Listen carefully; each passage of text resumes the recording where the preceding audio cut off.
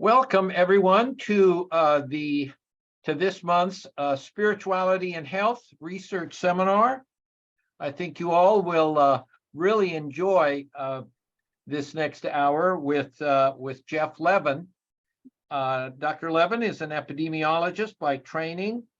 He holds a distinguished chair at Baylor University, where he is University Professor of Epidemiology and Population Health, Professor of Medical Humanities, and Director of the Program on Religion and Population Health at the Institute for Studies of Religion. He also serves as Adjunct Professor of Psychiatry and Behavioral Sciences here at Duke University School of Medicine, and is an affiliated member of the Center for Medical Ethics and Health Policy at the Baylor College of Medicine. He is also a fellow of the American College of Epidemiology, the Gerontological Society of America, and the International Society for Science and Religion. Dr. Levin has authored nearly 250 scholarly publications and has written or edited 12 books, most recently Religion and Medicine, A History of the Encounter Between Humanity's Two Greatest Institutions, published by Oxford University Press 2 to 3 years ago. It's a terrific book. And more than that, of course, Jeff Levin is a good friend, and we've been doing research in this area of religion and health since the mid-1980s. The mid-1980s, probably before many of you were even born. But in any case, Jeff, why don't you take it away? Jeff's going to talk on the topic of Towards a Translational Epidemiology of Religion, Challenges and Applications. Thank you, Harold. Well, I'll share my screen in a minute. I'm happy to do this. I've been doing this almost every year, every other year for a while. And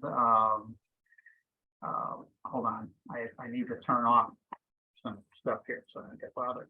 All right. I left out, when I sent Harold a little bio to read, I left out the most important line, and I'm a 1981 graduate of the Department of Religion at Duke. So I have to represent that. So here, let me share my screen. And okay, now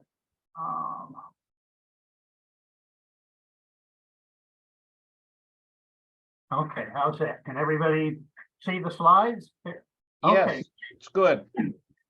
So this talk is going to be on the concept of translational epidemiology and translational medicine. And this is a phrase that probably some of us have heard. I think for me, the impetus of this, and this is based on a paper that I published earlier last year in the Annals of Epidemiology on the translational epidemiology of religion. Annals of Epi, for those who aren't epidemiologists, is one of the flagship journals of my profession, my scientific discipline. It's the American College of Epidemiology puts the journal out, and ACE is the group that, it's kind of like, for those of you who are physicians, it's the group that board certifies people. And epidemiology, there's no such thing as board certification, but if, for example, I'm a fellow of the ACE. These are the folks that do that. So at any rate, I'm saying this was a real nice publication for me, and the fact that an article on the epidemiology of religion was published in a leading epidemiology journal was for me, it was very nice. It was very exciting, but I think it suggested that, you know, this topic is, you know, as Harold alluded to, we've been doing this for almost 40 years. The topic is becoming more and more mainstream and more accepted. And the idea behind this particular paper, well, here, let me go back, was that, you know, by now we have, I don't know how many thousands of studies there have been on the topic. When the third edition of the Koenig et al. Handbook of Religion and Health comes out, some of you heard us talking about it before the talk began. Whenever that comes out, maybe this year, I don't know what the latest number is of the number of studies that have been done, clinical or community-based or population health studies on religion. When the first edition of Harold's Handbook came out, I think there were 1,200 studies. And 10 years ago, when the second edition came out, there were another 3,000 or so. I have some memory of some conversation with Harold. I don't know, correct me if I'm wrong, but I think he said maybe it was like 13,000 studies now or something. I don't think anyone really knows. But the point is, there's a lot of research. A significant amount of this research shows positive findings, positive associations. But my contention is, unless and until we show what this information can do, what it's good for, how useful it is, how it can be applied to real world medical or public health issues, maybe we're just spinning our wheels. And so in other words, this is kind of the driving issue that I want to deal with here. How do we get from all of these data on religion and health? And I'm focusing here really on the population data, on the epidemiologic and community studies, not so much the bench studies or the clinical studies, but again, all of this. How do we get from all of this data to real world application, for medicine, for public health, for pastoral work? What do we do with this information? In essence, does any of this matter? Now, certainly for those of us that are in this field, it matters. And I'm not suggesting, as some do, that basic science isn't important and it doesn't matter. I think it does. But it matters to those of us who do research that the research we do can be fed back into improving the research. But at some point, we need to break out from that and do something that affects people in the world. Otherwise, why are we collecting all of these data and doing all this work? At a certain point, there has to be outreach to the clinic, the communities, and so on. And this is the essence of what heavy quotes translation is about. So here's the outline of my remarks for the next little while. I'll talk about translational epidemiology and where that phrase came from. It emerged from, it's kind of nested. People began speaking of translational research or translational science about 40 years ago, and then the phrase translational medicine came into being, and then in the last dozen years or so, translational epidemiology. And I'll explain all that. Then a brief interlude on the research on epidemiologic research on religion. I think a lot of us, perhaps on this talk, familiar with that, or if you listen to Harold's monthly seminars at his center, or if read his books, you know that there's a research literature on religion and health, specifically population-based or epidemiologic studies. And then kind of the crux of all of this, I'll talk about different avenues of translation for all of this research. So the first thing, translational epidemiology. Well, translational research or translational science is a phrase that I think people first started using maybe in the 1980s, the mid 80s or thereabouts. Now, this doesn't mean that that's when the concept originated. We've been, I mean, as long as there's been medical research, there's been translational research. It just hasn't been like a thing, hasn't been a concept. People have always done medical research and basic biomedical science research and efforted to communicate that to the clinical world, to the public health world, and to create things, to learn things ideologically that could be applied to new clinical developments or new public health interventions. But it's only really in the last maybe almost 40 years that we've started to see that this phrase, this concept of translational research, translational science. And I did just a little Google Scholar search and came up with 1.5 million hits on the phrase translational research or translational science. And what's funny, I had given a couple talks on a similar topic to this like a couple months ago, and I had done a little search at the time, and it was like 1.3 million hits. And then so I wanted to put my slides together for this, and then it was 1.4 million. And as I was just finalizing this a little while, a few days ago, it's 1.5 million. So the point I want to make here, this is apparently a growth industry that published scholarly research on the concept of translational research or translational science is growing. And I think that's, you'll see, I think that's a positive thing. It's good that the work that we do, the science that we do, can be applied, can be communicated to people who are going to do something on the front lines, you might say. And in essence, translational research, translational science is about the practical application of basic scientific discovery, basic scientific facts and research to solving problems, producing knowledge that can then solve problems. And I've seen the phrase translational science or translational research studies used in relation to technology and science and engineering, all the STEM fields, but I've also seen the phrase used in relation to education, social work, biomedical field, and other fields. I mean, you can Google the phrase translational research, translational science, and you'll find all kinds of applications. So this isn't just a medical topic. But, however, it's probably most familiar to us and the scientific world at large because of its applications to medicine. And if I were lecturing to students at this point, I'd ask for a show of hands. Who has heard of the phrase or seen the phrase translational medicine?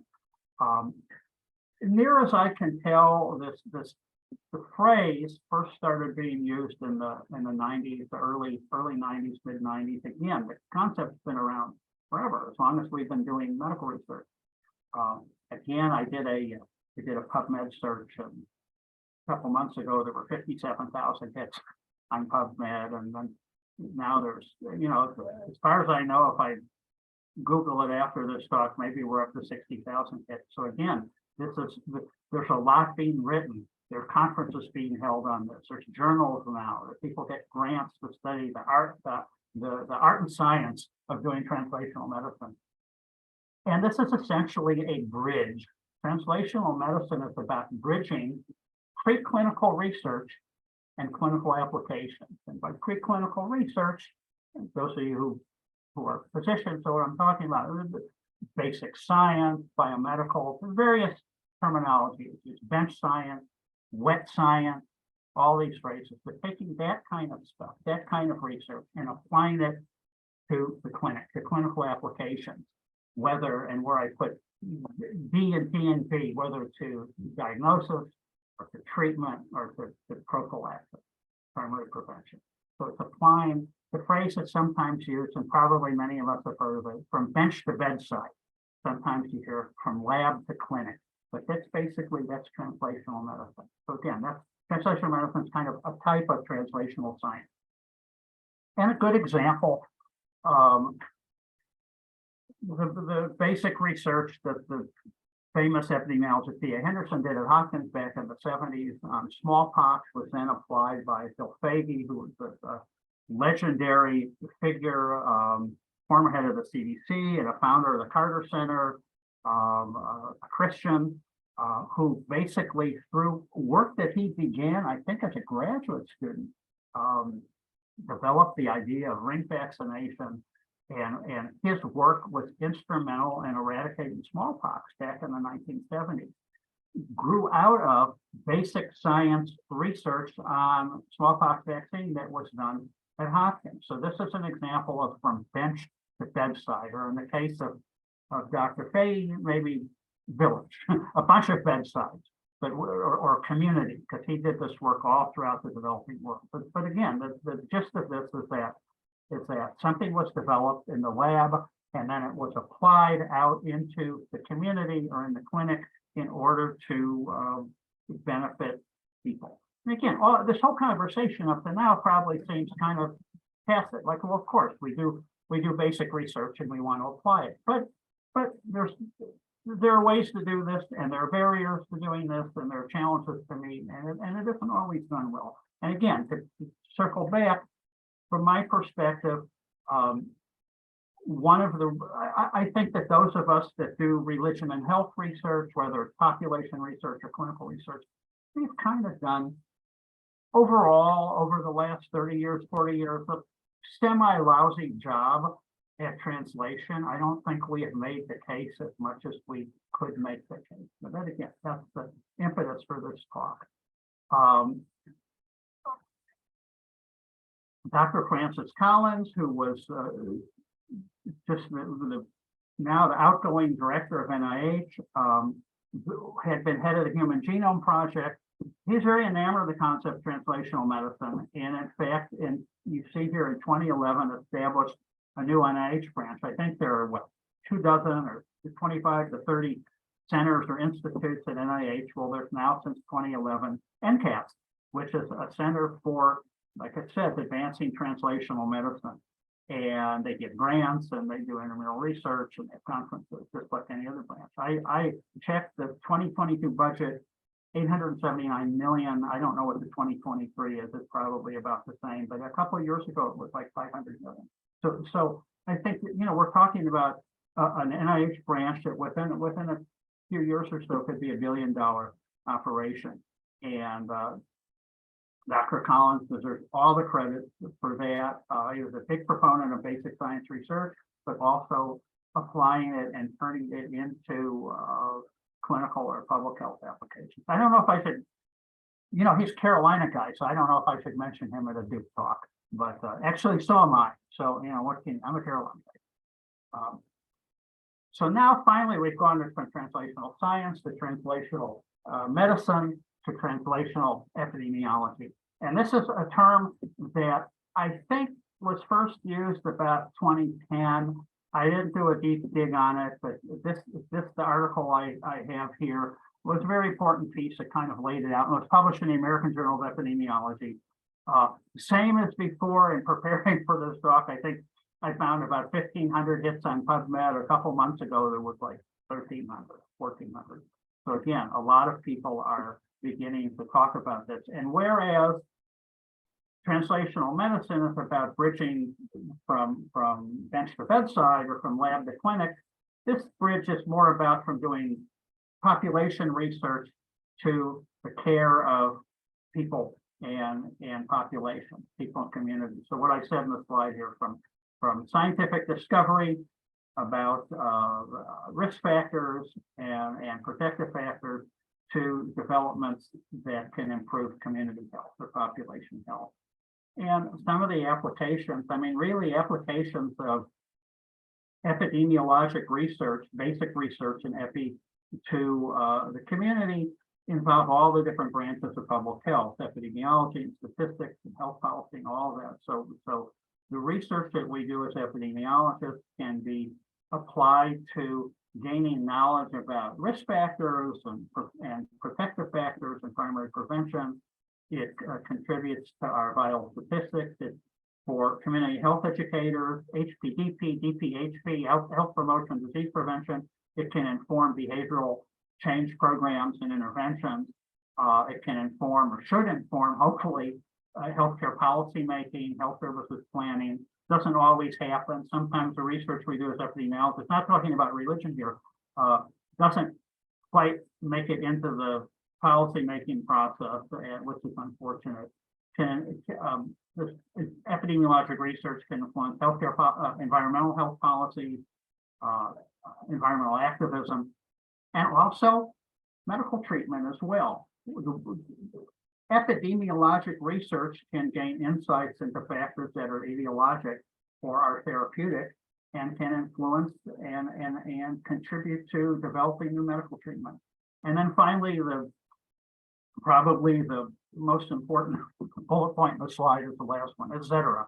There's probably many more applications, many more ways of translation that I didn't include here. And again, just in the last dozen years, 1,500 articles just in the Medline database on the topic of translational epidemiology. So you can, anybody that's interested can look this stuff up and find that this is going on all the time. So now briefly, I just want to say a little something about epidemiology, since I know not everybody here is an epidemiologist. There are many definitions. The most typical, this is from John Last's Dictionary of Epi. This is kind of the almost canon for epidemiology, and the different definitions out there are usually variations of this. The idea that Epi is about the distribution determinants of what we're looking at, whether morbidity or mortality or disability or the frequency of health events. This one says that distribution determinants of health-related states or events in population. But then the third part is, and the application of this study to the control of health problems. And if one were to write like a historical article, going back in time, looking at definitions of the field of epidemiology, it's only, I'd say in the last decade or so, that this little third piece, application, starts appearing in definitions. And I think that's conceptually kind of interesting. The two words distribution and determinants have always been part of every definition of the field. So to kind of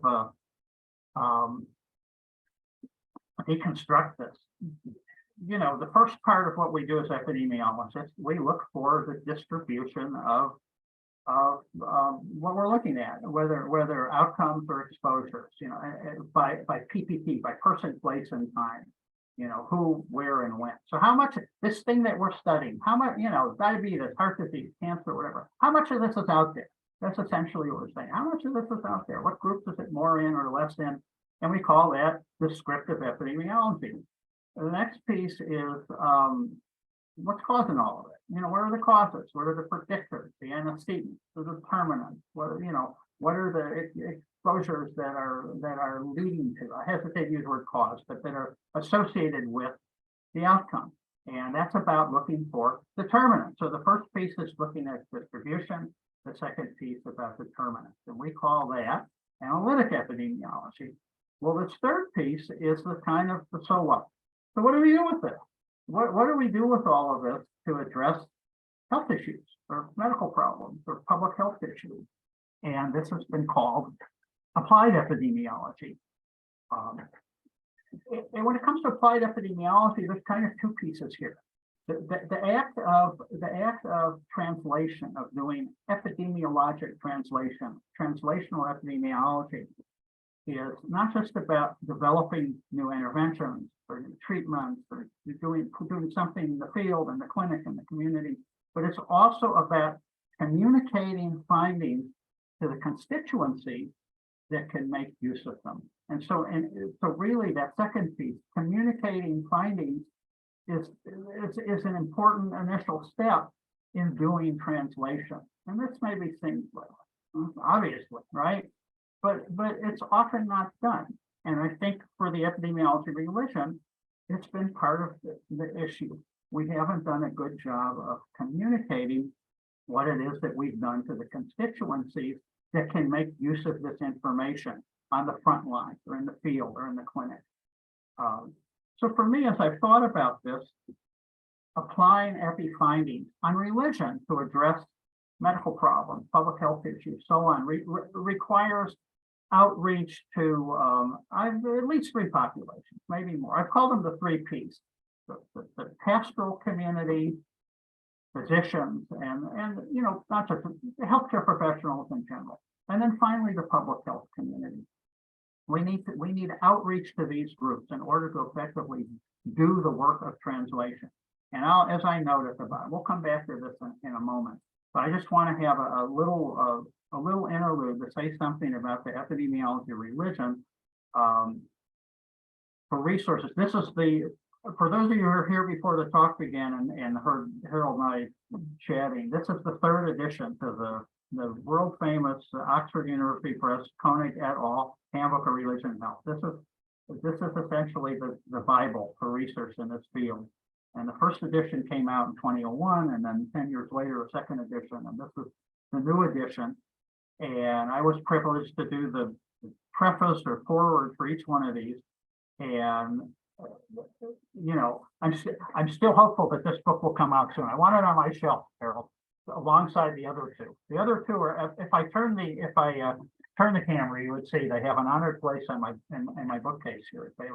But this is an incredible work, and the highlight for me of the last two handbooks was a table on the back of the book that listed the details of all this. The first edition of the handbook had like a 75-page table that listed every single study and the variables and the findings and all the methodological details. The second edition of the handbook, I think the table was like 400 pages. So this isn't, I want Harold to sell 1 million books and have a bestseller, but I'm telling you, this isn't like bedside reading, but this is an essential text for anybody who, if you want one book that will help you know where all the bodies are, so to speak, where all the studies are, this is the book. And then the second book, this is the book I published with Templeton maybe 3 years ago, something like that, on essays by leaders in all different social science fields, psychology, political science, economics, gerontology, epidemiology, and so on, talking about research on religion in their field. And one of the chapters in this book is my chapter on the epidemiology of religion. And one of the things I did in that chapter, I went through the first two editions of the Harold's Handbook, and I went through those, hundreds of pages of tables, and for particular disease entities, looked at all of the studies and kind of pulled out what I thought were the population-based studies, epidemiologic studies, and kind of made a rough count over the two handbooks of how many studies and how many positive findings, salutary, how many was, religion associated with less mortality or less morbidity. And again, this was my reading of it. Somebody else might have come up with a different count. If Harold or his co-author, they might have come up with a different count than me. But this was just kind of my rough reading. Sometimes you're reading a description of a study, it's not clear, was this a population-based study, it's just a clinical study. But at any rate, these are rough numbers for heart disease and hypertension and cancer and mood disorders and anxiety and what have you. And you could see that for the most part, 2/3 to 3/4 of the studies that were published showed a salutary relationship, that religion or spirituality or faith was the more of it was associated with less morbidity. The only two that didn't fall under that were pain and studies of disability. They were just under half, but that doesn't mean that the relationship was mostly negative. In many cases, the study samples were very small and there were no statistically significant findings. But on the whole, if you went through both volumes of the book, and I'm sure the third edition as well, the weight of the evidence for religion in the broadest sense of the word, faith, spirituality, prayer, belief in God, all that stuff. The weight of the evidence is that it's on the whole a salutary factor, and that lower levels of all of that seems to be a risk factor. The word we would use in epidemiology seems to be a risk factor for most of these categories here. So that, in a nutshell, that's the epidemiology of religion. So now checking the time. So now kind of the main event, 3 types of translational epidemiology of religion. Well, it seems to me, when I talked about the 3 Ps earlier, these are the professional communities that I think there needs to be better outreach to. And of course, there already is outreach. We already, translational epidemiology has been going on as long as there's been epi, and translational epidemiology of religion has been going on since the 80s and 90s. It's just, in my opinion, it's been kind of slapdash and it's not been well focused. And we've met barriers and we met challenges and haven't done a real good job pushing through them. So the first type of outreach I'm calling pastoral translation, and this would be about applications of religion and health findings to the work of the pastoral community and their encounters in hospitals and medical care facilities, as well as privately, spiritual counseling. See the work of healthcare chaplains and pastoral counselors. Another type of translation would be for physicians, nurses, medical professionals, application, identifying whether there are applications of population-based studies of religion and health to the work of clinicians in hospitals, outpatients, primary care, medical encounters, and so on. And then finally, there's the applications of this research to the public health community. That slide I showed earlier, the health promotion and disease prevention efforts, the behavioral change program, the formulating public health policy, the environmental activism, and especially lately global health development. It's almost becoming its own, even though global health is almost becoming its own subfield or branch in public health. And historically, for those of you who aren't public health folks, schools of public health or graduate programs in public health, in order to be accredited, have five elements: FE, biostat, health ed, health behavior, environmental science, environmental policy, and then something, and then healthcare delivery or management or policy. Well, more and more schools of public health now have entire departments or divisions or programs specifically on global health or on One Health. And these are very interdisciplinary, multidisciplinary programs. And students can now actually get an MPH in global health, PhD in global health. You can get research funding to do work that is globally focused and it's integrative of epidemiology and biostatistics and policy and environmental health and health promotion and so on. And so at any rate, epidemiology of religion, I think, can be applied to and can feed into work in all these areas. But there are challenges. So here's some of the things that I've tried to identify. So for pastoral translation, how do we communicate? How do we communicate our findings to frontline pastoral professionals? You know, we do our research, we publish it in medical journals and public health journals or whatever. How does that get translated into work that people can do and then can apply in what they do in their job?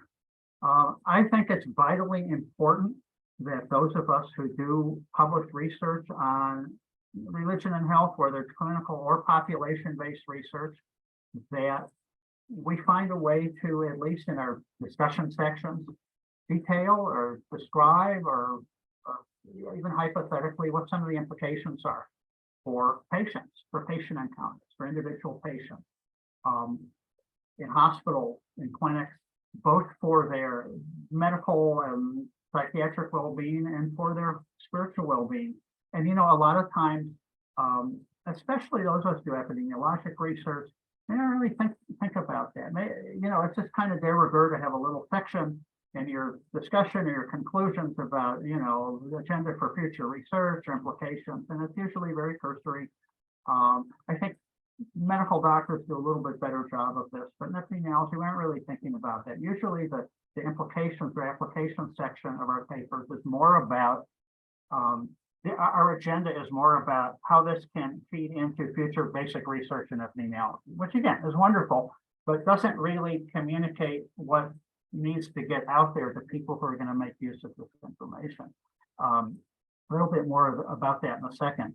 How to provide information that's useful to people through counseling. And I'd use the word spiritual counseling, but spiritual counseling, psychological counseling, pastoral counseling. I think we need to do the same thing. We need to discuss the relevance of our findings to the faith lives of people that are facing challenges, physically or mentally, not just the relevance of findings to dealing with health challenges, but to dealing with the general issues in their faith lives. And I think that, I don't know if this is like the type of thing that belongs in every single epidemiologic research paper on religion. That's not what I mean, but I think we need more of a focus, more of an emphasis, and that those of us who do this work as a whole, as a community, need to spend more time elaborating on this. And in order to, as I say in the third point, the martial evidence supporting CPE and hospital chaplaincy and an error cutback. Well, this is, so the different color here means this is, to me, is the big take home from this slide.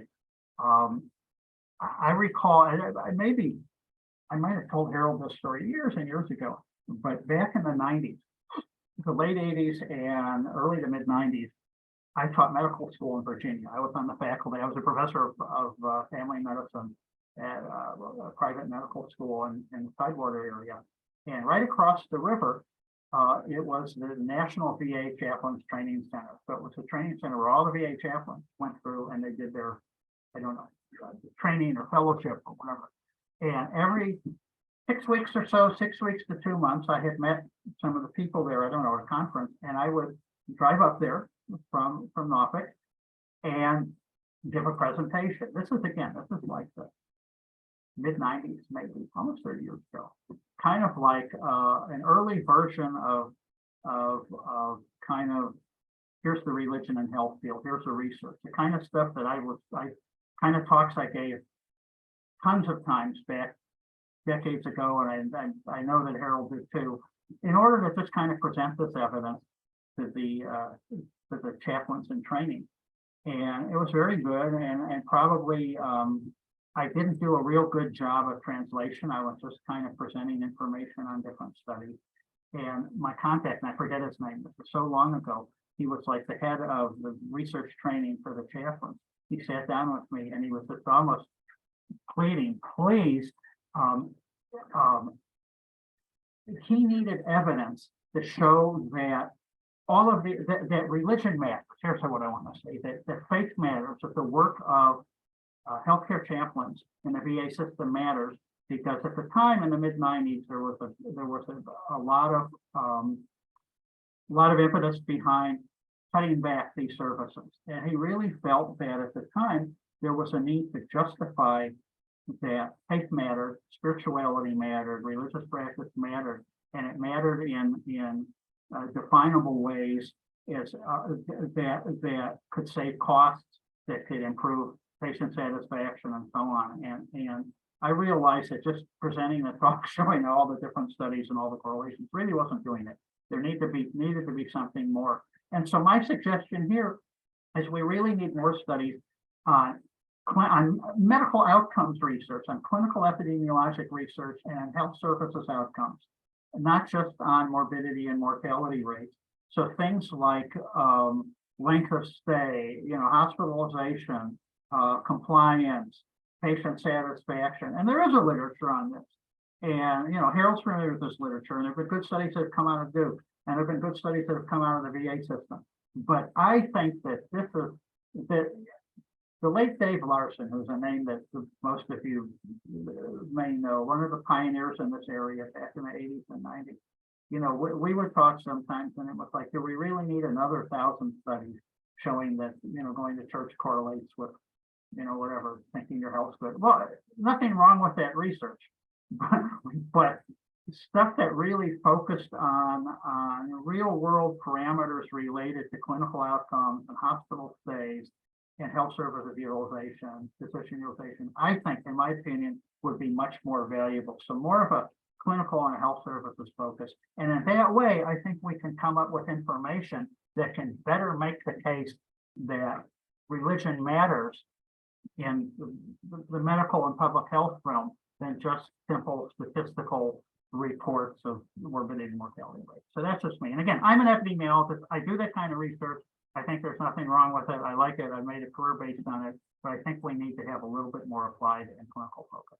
So clinical translation issues as well. I think it's very important that we do a better job at defining research questions that make biological sense. And maybe that sounds funny, but when a lot of the epidemiologic population health research on religion, a lot of the earlier, this was really more a case probably early on in the field, was done by social and behavioral scientists without a medical background. And I'm not talking about the top tier people that are colleagues of mine and Harold that we know and love and work with and do outstanding work. But there's I hate to say this, but there's so much dross out there in the literature if you go back far enough. Questions that don't make sense. And it was clear that the people doing the research at no point sought out any type of consultation with either a biomedical scientist or with a doctor. And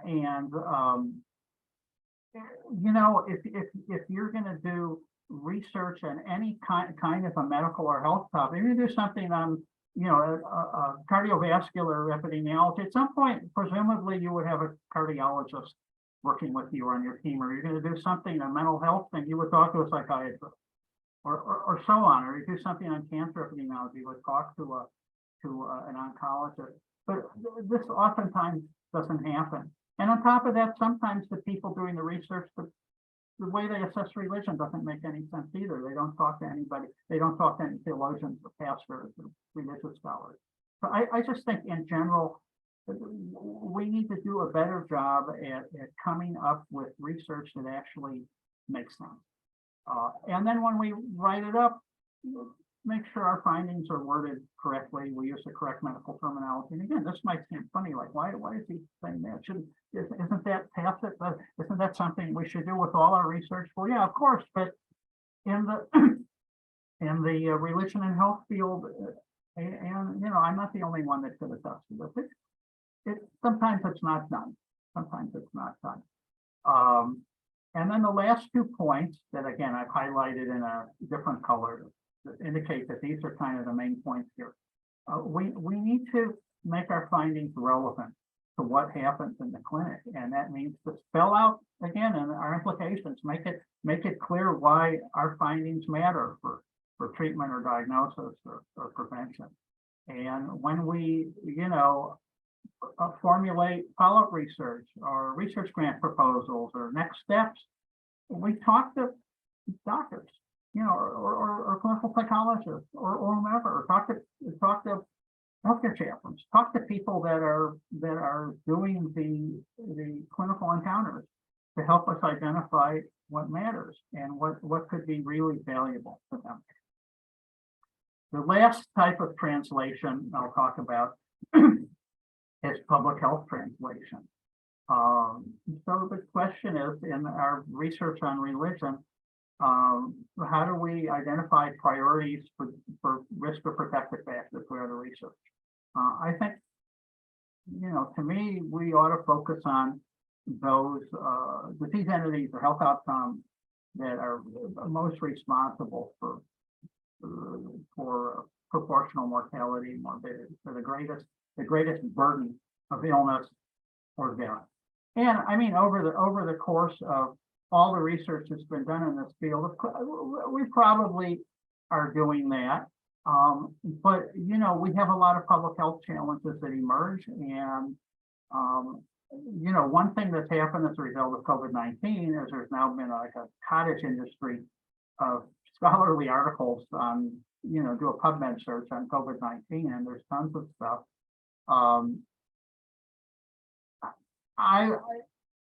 There's been some stuff on religion. There's probably, I don't know, it's been 1,000 or 2,000 articles, something written about religion and COVID, but a lot of it are ethical pieces and I've written some of these sorts of pieces, articles about how the faith community has helped and hindered the COVID response. But I think we could really use some good epidemiologic research on religion and infectious disease in general, not just COVID. But I think a renaissance of research on religious exposure variables in relation to communicable disease, infectious disease outcomes, rather than chronic disease and psychiatric epi, which is most of the research, almost all the research in religion and health, but more stuff on infectious disease. And I think it'd be really interesting because there's all sorts of suggestions that there are mind-body connections and linkages with immune response and psychoneuroendocrinology. I mean, there's all kinds of fascinating stuff that we could do, linking spirituality and religion variables to how the body deals with pathogenic threats. And that's, to me, that's a real frontier. And as both a religious scholar and somebody that's got his PhD from a graduate school of biomedical sciences, I'm really excited by that, and I would love to see more of that kind of work being done. Another type of translation for public health would be for the research that we do to inform intervention work. And I think epidemiologists and health educators need to connect more, and in this instance need to work with the health committees of individual congregations and denominations, and the different denominations are organized differently, whether by county or by state or by region or nationally. There are some of the mainline Protestant groups like United Methodists have large infrastructures. Others are more congregationally based. The General Baptist State Convention in North Carolina, when I was getting my MPH in Chapel Hill 40 some years ago, there was a church-based project that worked with the local African American churches and did risk reduction and primary prevention. And actually, there was a committee established in Raleigh, North Carolina, within the denomination. And the point is, I think that reaching out to groups within the faith community and within health educators can be a great way to translate and apply the research we do into actual programming. And then the last bullet, how to inform policy making. Again, I've highlighted this in a different color. I think this is really important. We need better outreach to legislators and NGOs and beltway think tanks, but also media, folks in the civil society sector, community organizations. And it means getting out and speaking. And I sure. Briefly, a funny little anecdote relates to Carolina. When I was getting my MPH in Chapel Hill, so this was, it might have been 1982 or something like that, 82 or 83. I took a class, one of my colleagues in the School of Public Health, we took a class in the sociology department on measurement, on assessment. And it was a wonderful class. And everybody else was like a doctoral student in sociology. It was a great class in a top 5 sociology department, great professor, nothing, only good to say about it. But one of the questions that was posed was, okay, you guys are doing all your research in your career. You've measured things. You've done your statistics. What will ever come of that? What will ever come of that in way of policies or anything? And so my friend Janet and I were listening to this, and we were trained in public health. We had coursework and internships and externships on planning and implementing and evaluating programs and doing policy making and all that. These are PhD sociology students. And a couple of kids raised their hands and they said, well, I'll do a research study and I'll publish it in one of the sociology journals. And then the people in Washington will see it and they'll write some new laws or policies. And, we just burst out laughing. And we did. We meant no disrespect. And the professor just kind of rolled his eyes back. And he said, that's not how it works. And he said, you guys want to say something? And, we elaborated a little bit.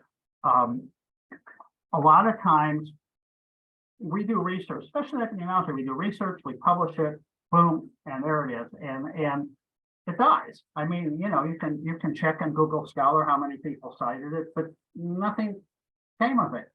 And one of the things that I love about it, I'm at Baylor, a place called the Institute for Studies of Religion, which is kind of a applied public policy think tank. And all of us here, we all are religious scholars, but in non-religious studies fields. So we aren't theologians or Bible scholars or church historians. We have criminologists, econ, poli-sci, soc. I'm the token medical guy.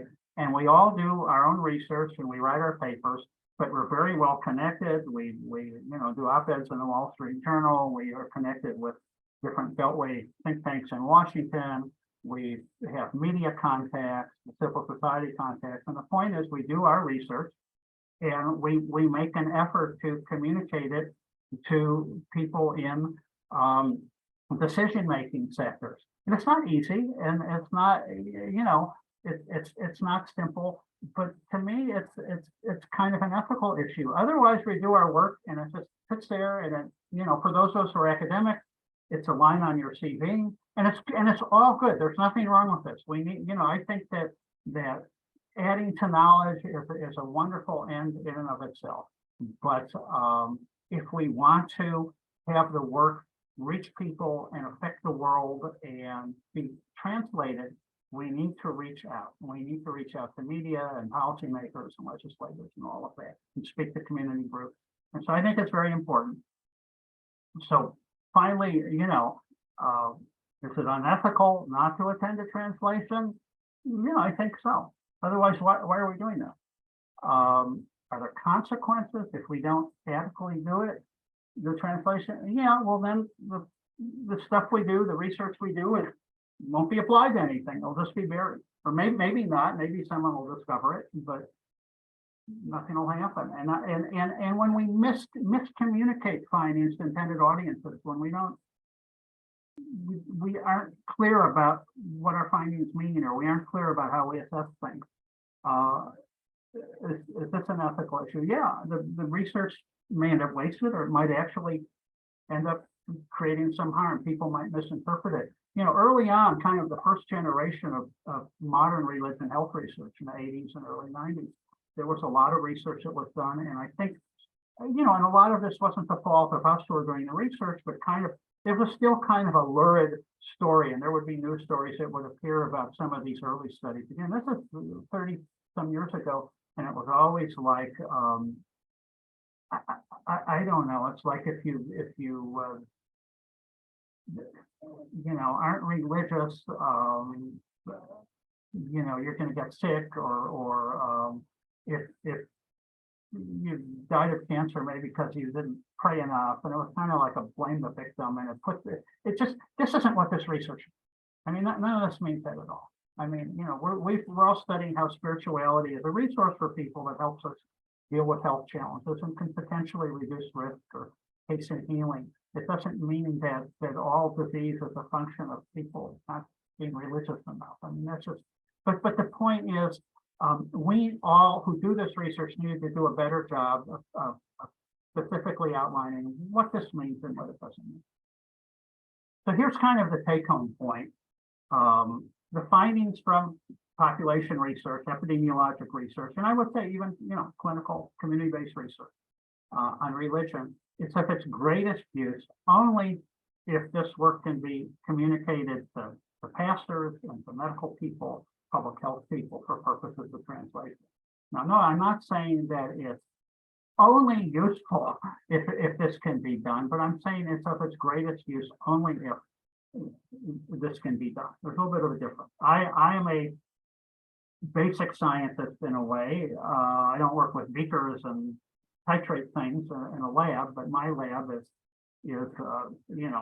population.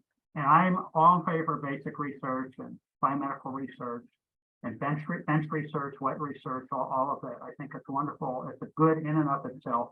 But if we want to have its greatest impact, we need to do a better job at translation. This is a wonderful quote from Dr. Zahuni. Dr. Zahuni was the predecessor of Dr. Collins as an NIH director back in the 2000s. And I'll just read the quote. It's the responsibility of those of us involved in today's biomedical research enterprise to translate the remarkable scientific innovations we're witnessing into health gains for the nation. At no other time has the need for a robust bidirectional information flow, a lot of words, between basic and translational scientists been so necessary. And so this was almost 20 years ago. I suspect that his statement, being an official statement from the director of the NIH, probably was very instrumental in Dr. Collins' work in making the case for NCAPS, for an NIH branch devoted to translational medicine. So this is so the last two NIH directors are endorsing this, and Dr. Collins as well, as a Christian, I think was very favorable to research on epidemiology religion. So that is all I've got. I'll unshare the slides, and then if there's some questions or however you want to do that, or Harold, if you have anything, we can. Jeff, what a great presentation. How interesting, how applicable to people's lives. Thank you for all the work you've done and all the work you're doing. We've got about 5 minutes or so for questions, okay. And we've got a hand up from Dr. Alexander.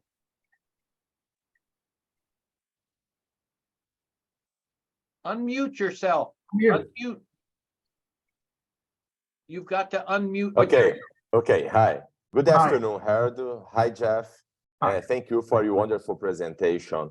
I always have a concern regarding the ethics of translating some findings for public health policies. For example, regarding suicide prevention.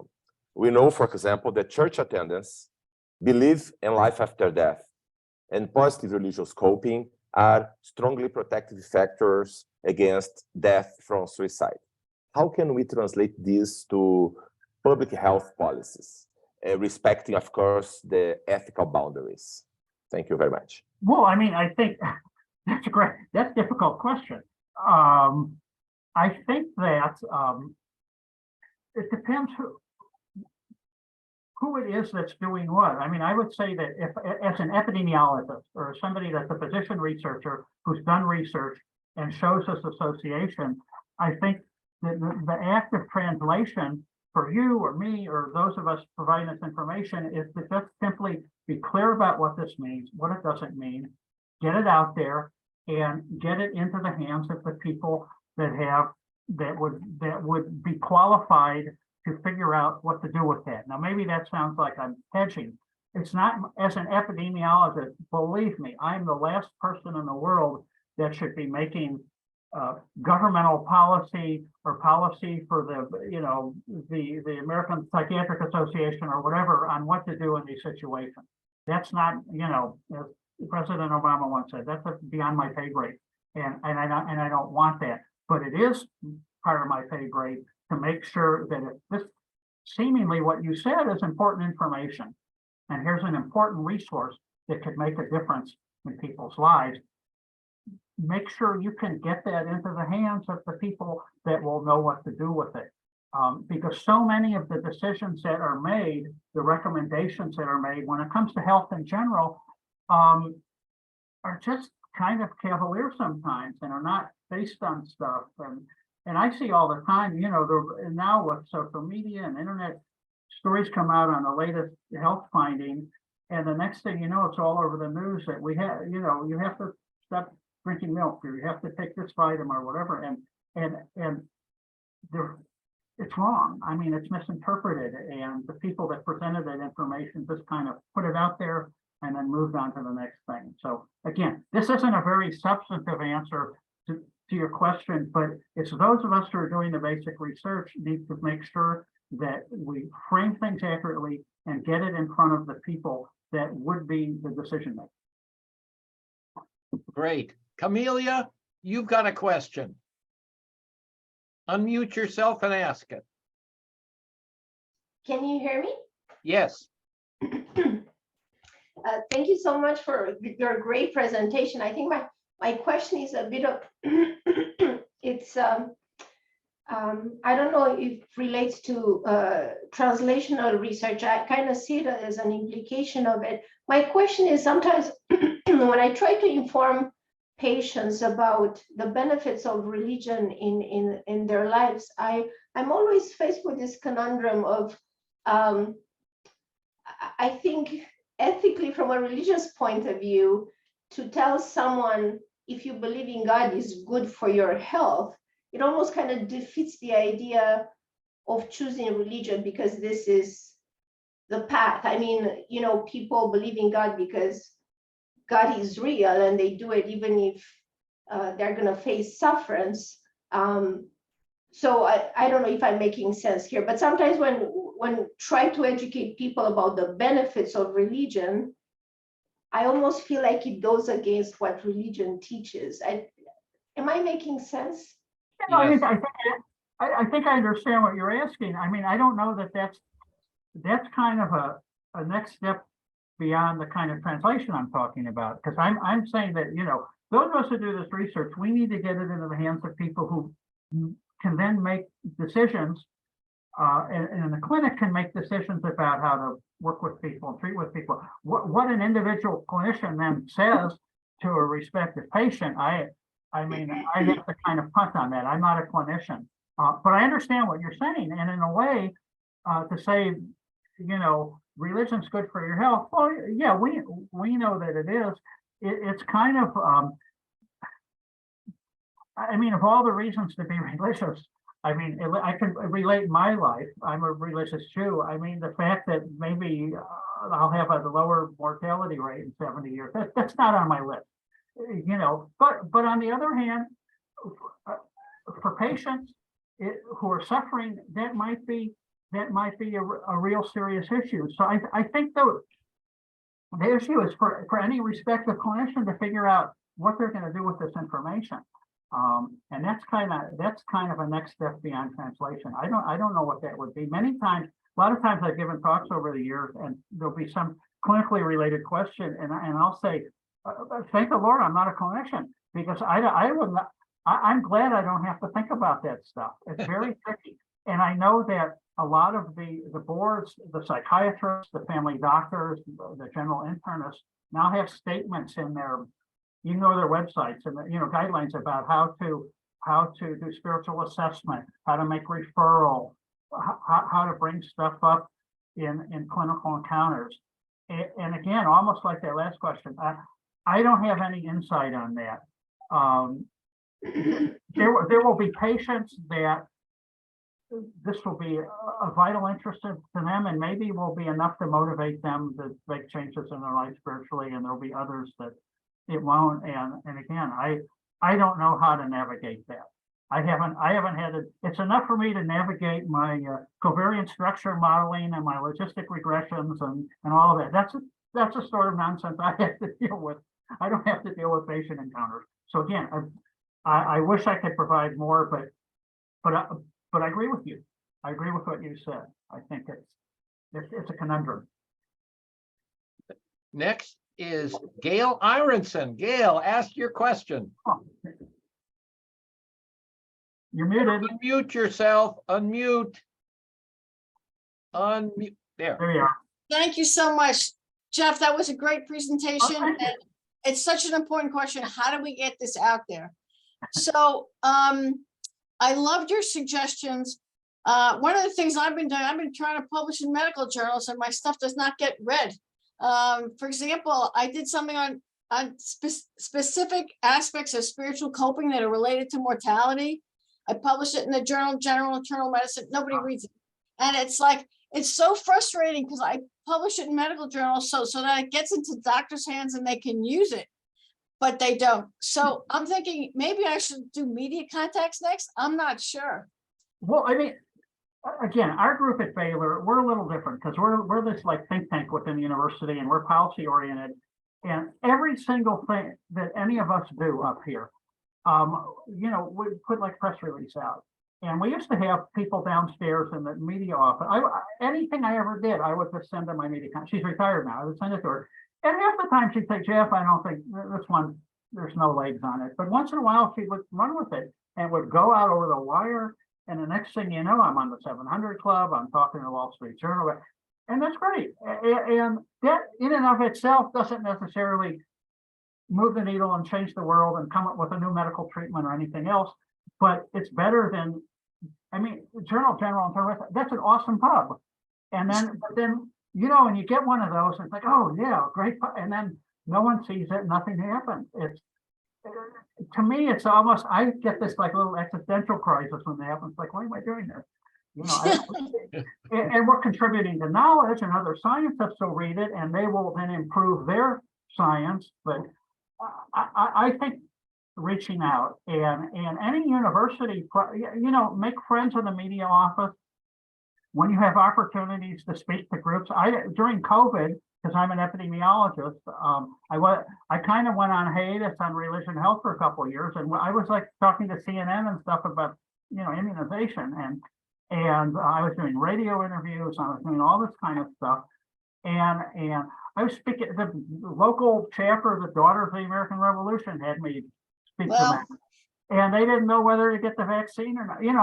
I mean, it was kind of fun. But I felt like, wow, I'm finally doing something that's connecting with people.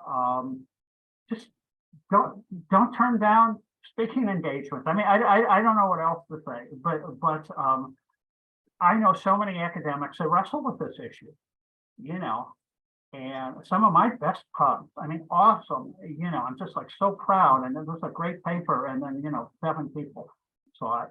Yeah. And then I go on Google Scholar and stuff that's just, I shouldn't say that, worthless stuff, 1,000 citations and then cited in government reports. And it's like, oh, welcome to academia. Jason, I think you've got the last question here for Jeff. Jeff, thank you. Hey, Jason. It's great to see you again. See you. In the work we're doing, we're working with small and medium-sized faith-based organizations working in rural areas, in Central Southern Africa, in Indonesia, Southeast Asia. And as we work with them to understand and engage in the research process, we're realizing that there's quite a disconnect, as you're saying, and this is a place for innovation. You know, organizations that are currently not accessing the research or consuming it, how do we help them consume the research in a way that they can apply, right? This is what you're talking about, and this is great. And I'm wondering, you know, what does that look like in terms of not just the media or the social media, but then specifically working with organizations, creating video content for them to share with their leaders, and then their organizational staff that are on the front lines actually making the changes with the work. And there's a trickle down effect of how this needs to be communicated within an organizational context.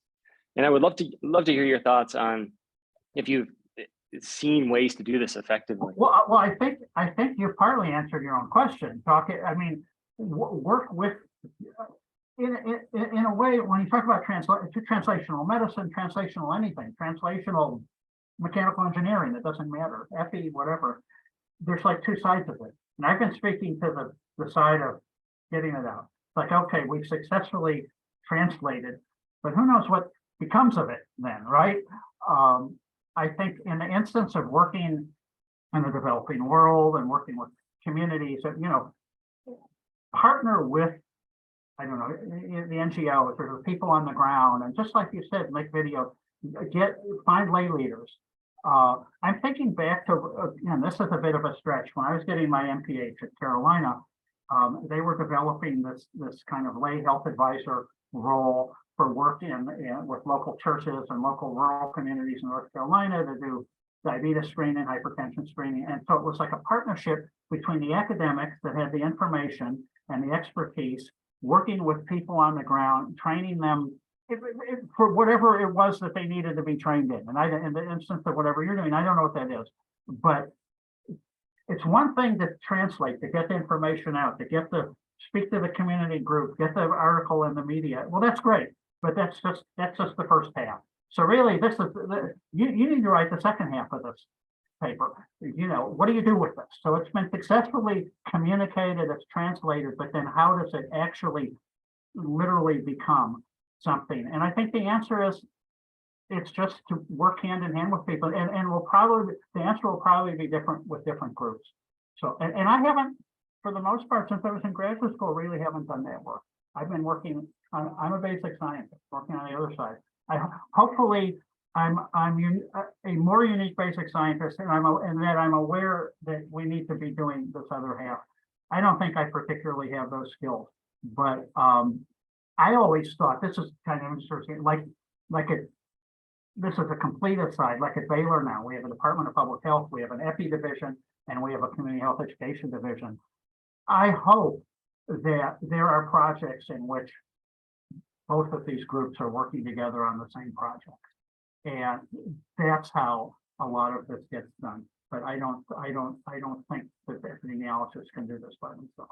So I've been real good at kind of non-answer answers to all these questions, but I think you actually kind of answered your question. Terrific, Jeff. Thank you so much for a great presentation, and thank all of you too for participating, asking your questions, and interacting with Jeff here. So everyone, see you next month, and take care. God bless. Take care.